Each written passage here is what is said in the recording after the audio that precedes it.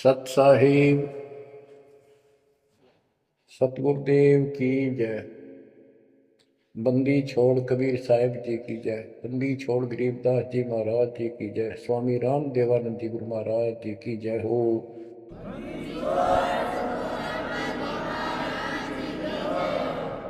सर्व संतों की जय, सर्व भक्तों की जय, धर्मी पुरुषों की जय।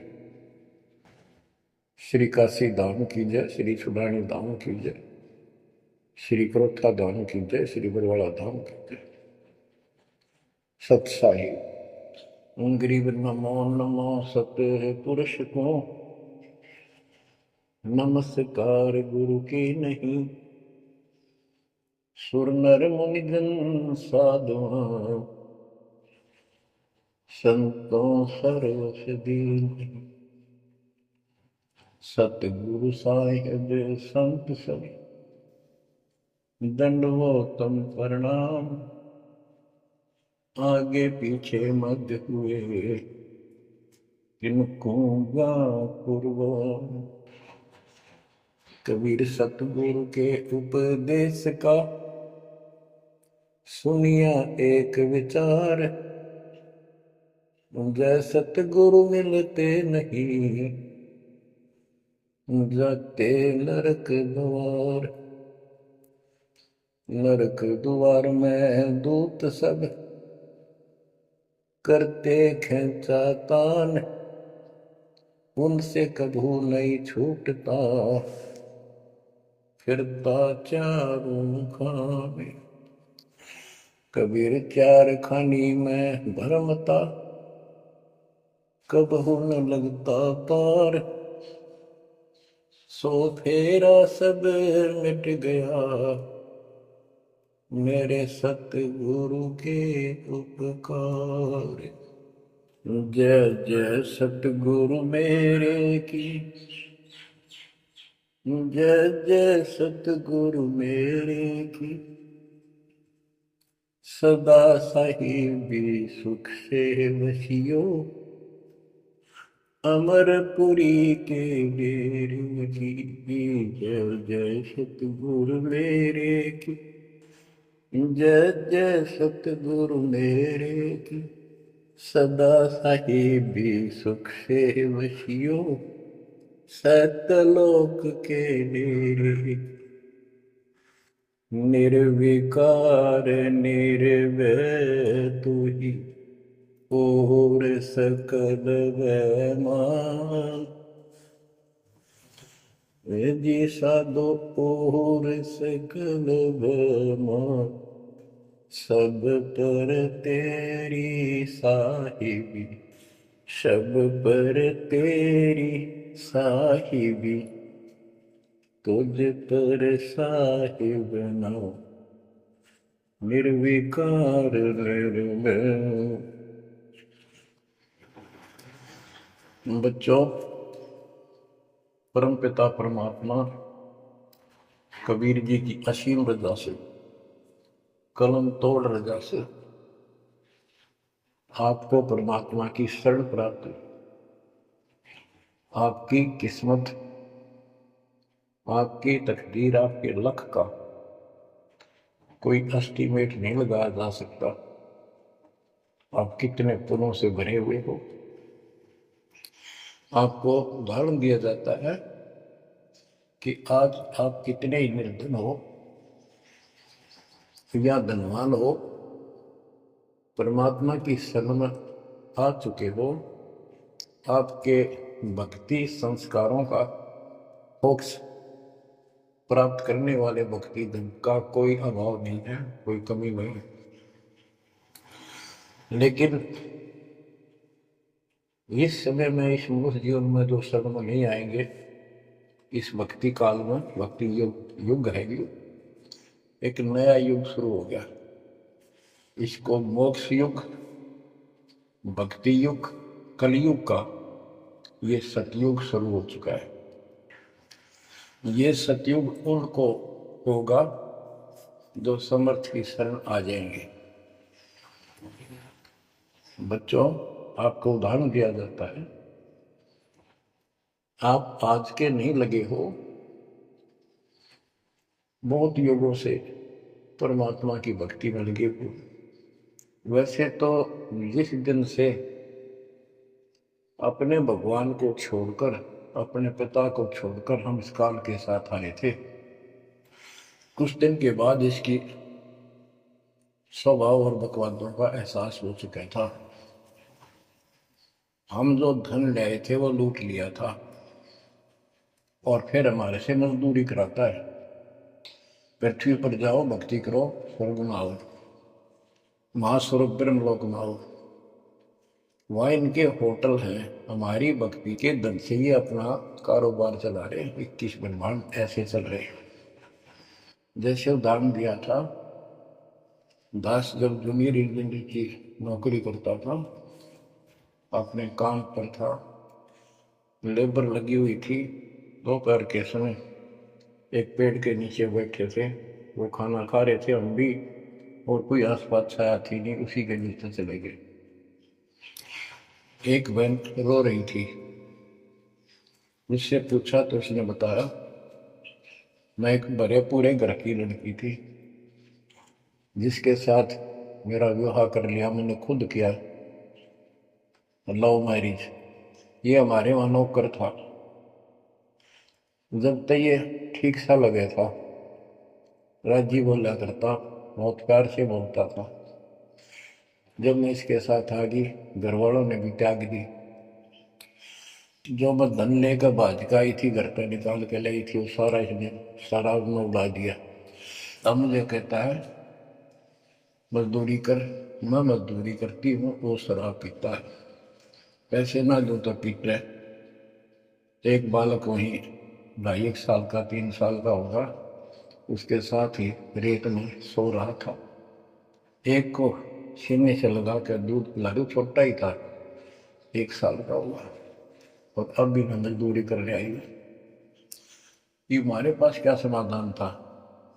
अब एहसास होता है कि हमारे साथ ये जुल्म हुआ, हम इसके साथ आगे, तब तो ये हमने हीरो दिखा था, एक टांग पकड़ा हुआ तपस्या करो, और हम इस पर आकर्षित हो गए। अब यहाँ आकर या दुर्गति कर दी, इसने सब धन लूट लिया हमारा। अब हम अपने घर उतना ही धनी होकर जा सकते हैं, और उतना ही लगाव जितनी तरफ इस नालायक के साथ हमने आने की थी, इतनी तरफ वहां जाने की होगी, तब वो स्वीकार करेगा। तो ये परमात्मा आपको तभी स्वीकार करेगा, इतनी तड़प बनेगी वापस उस घर जाने की। बच्चा इस गंदे लोक में आ गया। परमात्मा उसमें बताया करते थे, धर्मदास जी को बताया कि तुम गलत जगह आ चुके हो, आपको यह भ्रमित कर दिया, इस अधूरे ज्ञान में आपको वो जाकर खड़ा कर दिया, आपको रास्ते का पता नहीं, आपका घर बुला दिया। तो बच्चों, आप बहुत उसी दिन से, जिस दिन से भगवान से बिछड़े हो, आपको एहसास हो रहा है कि वो सुख है नहीं जिसकी हमें खोज है। सुख माने परम शांति। अब जैसे हम वेद पढ़ते हैं, गीता पढ़ते रहे, वेद पढ़ते रहे, इनमें स्पष्ट किया है 40वें अध्याय के 10वें श्लोक में कि कोई तो परमात्मा को साकार कहता है, कोई निराकार कहता है, कोई तो कहता है वो प्रकट होता है जैसे अवतार धार के, कोई कहता है कभी प्रकट नहीं होता, कभी जन्म नहीं लेता। कौन परमात्मा कैसा है, कैसी लीला करता है, इसका ज्ञान तुम तत्वदर्शी संतों से पूछो। गीता अध्याय 4 श्लोक 34 में लिखा है कि उस परम पिता परमात्मा के तत्व ज्ञान को, परमात्म तत्व ज्ञान को किसी संतों के पास जाकर उनको दंडवत प्रणाम करके निष्कपट नम्र भाव से प्रसन्न करने से वो तत्वदर्शी संत तुझे तत्व ज्ञान का उपदेश करेंगे। गीता अध्याय 4 श्लोक 32 में स्पष्ट कर दिया है कि सच्चिदानंद घन ब्रह्म जो अपने मुख कमल से वाणी बोलकर ज्ञान सुनाता है, वो तत्व ज्ञान है। उसके जानने के बाद जन्म मरण फिर नहीं होता। बच्चों, गीता अध्याय 15 प्रथम श्लोक में कहा है कि उल्टा लटका हुआ संसार रूपी वृक्ष जानो, ऊपर को उसकी जड़ है, नीचे को तीनों गुणों की शाखा है। जो संत इसके सभी विभाग भिन्न भिन्न बता दे, स वेदविद, वह वेद, यानी वैसे वेद का अर्थ ज्ञान होता है। ये चार वेद यानी चार प्रकार का ज्ञान, ये चार वेद हैं। स वेदविद यानी वो तत्व ज्ञान के जानने वाला है, वेद के तात्पर्य को समझता है। तो बच्चों, परमात्मा खुद सतगुरु रूप में आए थे और उन्होंने यही तत्व ज्ञान अपने मुख कमल से बोल वाणी में बताया था। कबीर अक्षर पुरुष एक पेड़ है, शर पुरुष यानी ज्योति निरंजन वा की डार, और तीनों देवा शाखा है ये पात रूप संसार। आज वो ज्ञान दास को प्राप्त हुआ मेरे गुरुदेव की कृपा से, आशीर्वाद से, परमात्मा कबीर जी की रजा से। तो बच्चों ये क्लियर हो गया कि ये ज्ञान किसी के पास नहीं था, दास के पास है या परमात्मा के पास था, मेरे गुरुदेव के पास था, सब गरीबदास जी के पास था। आगे ये विस्तार से नहीं बताया गया। अब हम सुख खोजते हैं, धनी को सुखी मानता है, धनवान राजा को, स्वर्ग के राजा इंद्र को, इंद्र ब्रह्मा विष्णु महेश को, और ब्रह्मा विष्णु महेश स्वयं दुखी हैं, स्वयं सुखी नहीं। वे भी उस सुख की खोज में साधना करते हैं, तप करते हैं। उनके पास भी अध्यात्म ज्ञान संपूर्ण नहीं है, वो भ्रमित ज्ञान है। गीता अध्याय 18 श्लोक 62 में कहा है कि अर्जुन तू सर्वभाव से उस परमेश्वर की शरण में जा, उसकी कृपा से ही तू परम शांति को, यानी सुख को, परम सुख को, शांति मीन सुख, परम शांति को और सनातन परम धाम को प्राप्त होगा। तो बच्चों, सबसे पहले आपको यह ज्ञान होना चाहिए कि हम कौन हैं, कहां से आए हैं, और इस मनुष्य जीवन का उद्देश्य क्या है। यदि मनुष्य जीवन का उद्देश्य आपने इतना ही मान रखा है, जन्म हो गया, शिक्षा ग्रहण करी या ना करी, शादी होगी, बच्चे हो गए, पाल पोष दिए, इनका विवाह कर्म कर दिया, फिर इनके संतान की आस लगाई, तो जो भी है ठीक है, हुआ। अच्छा, इस दौरान पता नहीं क्या क्या घटना घट जाती, कोई मरता है, कोई बचता है, कोई रोगी, कोई कोल्डी हो जाता है, और फिर मर गए। क्या यही काम था? ये तो पशु पक्षी भी करते, फिर मनुष्य जीवन की क्या आवश्यकता थी, ये अब पता चला। तो सबसे पहले हम सतलोक में थे, सतपुरुष एक सिंहासन पर विराजमान थे जो कमल के फूल के आकार का। वहां से उन्होंने 4 लोक रचे ऊपर के, अकलोक, अगमलोक, अलखलोक, नीचे वाला सत्यलोक। प्रत्येक में 4 सिंहासन इसी प्रकार के तैयार किए। उन सिंहासन पर विराजमान हुए अलग अलग नाम से, अलग अलग रूप से। सतलोक में विराजमान होकर सतपुरुष ने, हमारे पिता ने वहां सतलोक के अंदर की अन्य रचना की। सबसे पहले 16 द्वीप एक वचन से किए, 16 वचनों से 16 पुत्रों की उत्पत्ति की। आपको सृष्टि रचना में बहुत बार सुना है। अचिंत नाम का उनका एक पुत्र है, उनका भ्रम खत्म करने के लिए कि ये बीच में टांग डावे, उसे कहा कि विशेष सृष्टि आप तो। अचिंत ने अपनी शब्द शक्ति से एक व्यक्ति उत्पन्न किया, लड़का नौजवान, वो अक्षर पुरुष का लाया। अक्षर पुरुष मस्ती में जाकर उस मान सरोवर में सो गया। वहां श्वास से शरीर नहीं है, अमृत जलस में डूब कर मरते नहीं, सतलोक में मृत्यु नहीं है, ये शरीर ऐसा है। काफी वर्षों तक वो उठा नहीं, काफी समय तक। तब अचिंत ने परमात्मा से अर्ज लगाई कि अक्षर पुरुष निंद्रा में है, सृष्टि रची नहीं जा सकती, कृपा उसे जगाओ।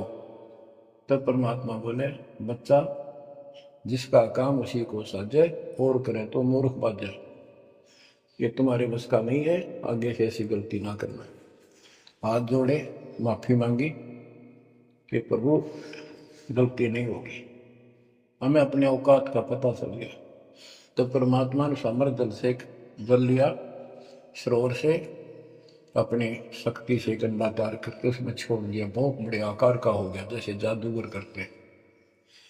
तो बच्चों, वो अंडा जो जल में छोड़ा परमात्मा ने, उसमें ज्योत स्वरूपी निरंजन की आत्मा यानी अपनी सदात्मा डाली। वो गड़गड़ गड़गड़ करता हुआ नीचे गया, अक्षर पुरुष की निंद्रा खुल गई उस गड़गड़ाहट से। उसने जैसे इंसान सुता जागता है, थोड़ा सा उसके मन में कुछ विक्षुप्तन जगा दे, जो मन मस्ती से सोता है, जिसको किसी का डर नहीं, तो एकदम गुस्सा सा होता है। उसने देखा तेरी नींद किसने खोल दी,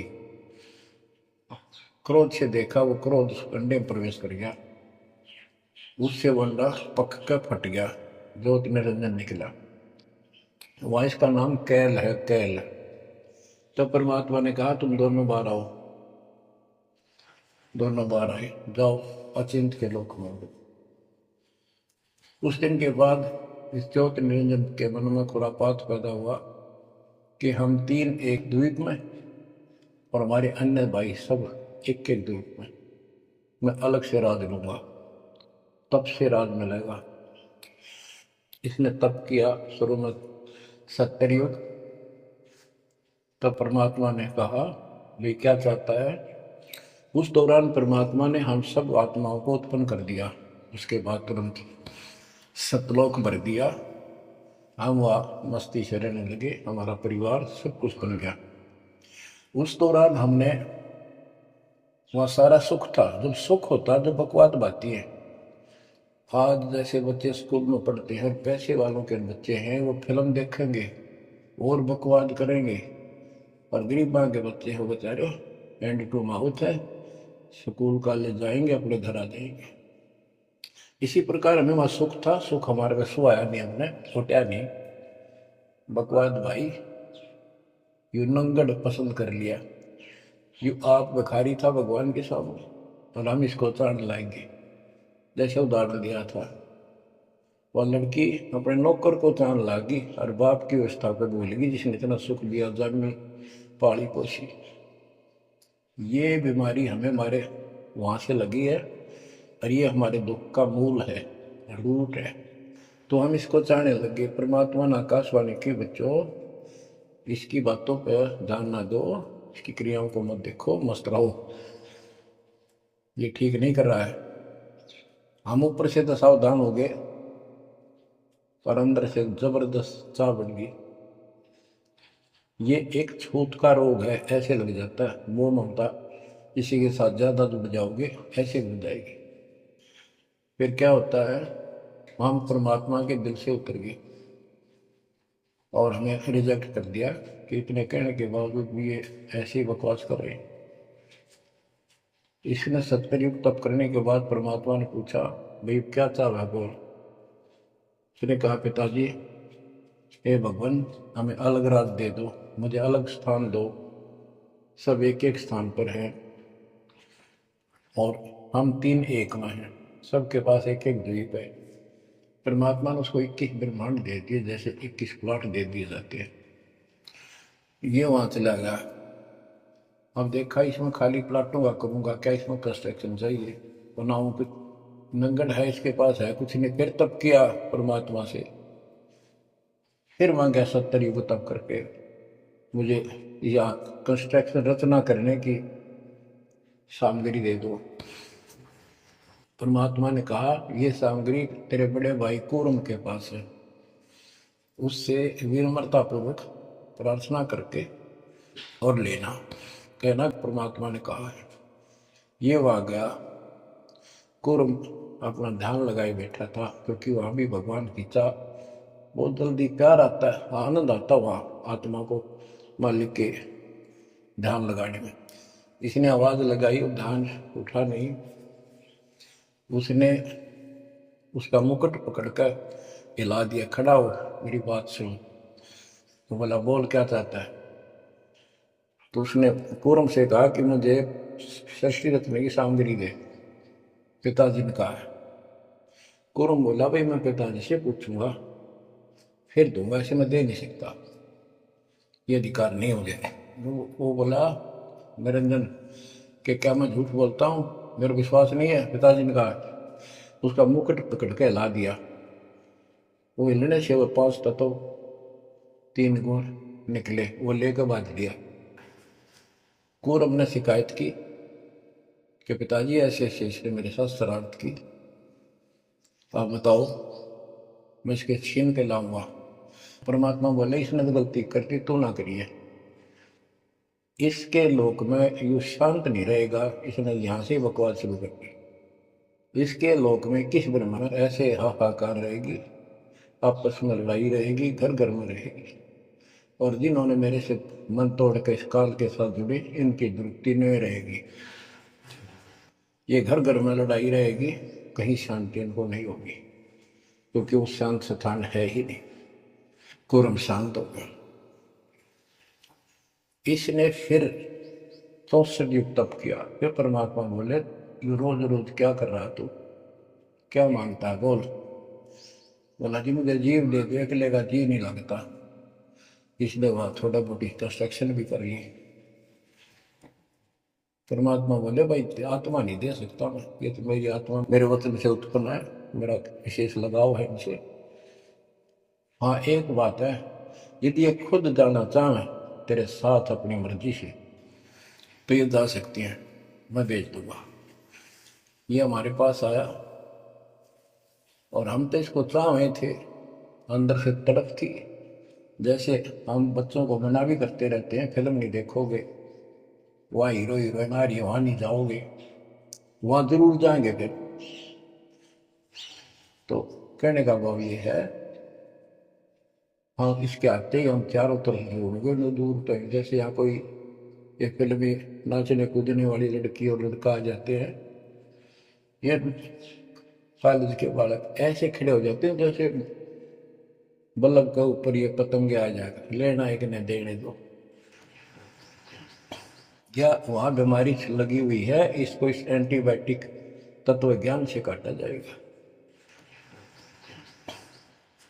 इसने कहा कि मैंने ऐसे ऐसे अलग से स्थान प्राप्त किया 21 ब्रह्मांड, और वहां से स्वर्ग बनाऊंगा, महास्वर्ग बनाऊंगा, ठाठ करेंगे, बड़े बड़े बाग लगाएंगे, मेरे साथ चलोगे। वो कहने लगे हम तैयार हैं, यदि पिताजी आज्ञा दे दे तो।